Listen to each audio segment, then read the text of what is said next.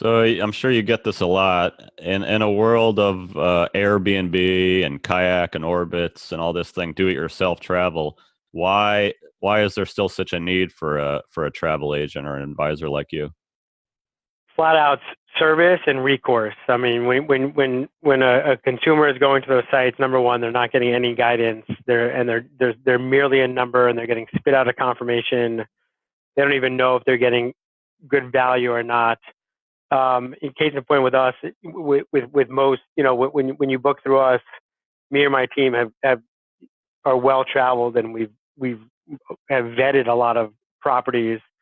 But in 90% of the time, we're going to have some a sort of association with the hotel or the group, where clients of ours will get extra value add amenities.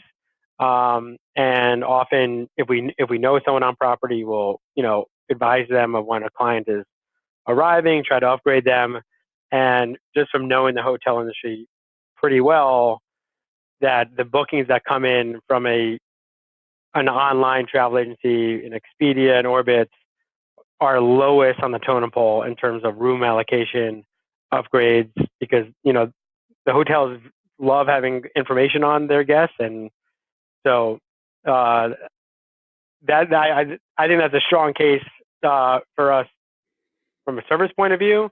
Also, just from an advisory point of view, I mean, many people, if you go onto those sites, they don't give you any direction, right? In terms of guidance, in terms of a certain kind of hotel, right? If it's good for children, if it's contemporary, if it's classical, location, everyone's trip is different, right? If it's a leisure trip where you're going somewhere for 5 nights and you want to be in a certain location, or you're in a business trip and you need to be in a certain area. So I think the human element of the service from a hotel side, and you mentioned kayak, Rob, and I know you've been known to rip your hair out of your head or throw your Yeah, I mean computer out the window.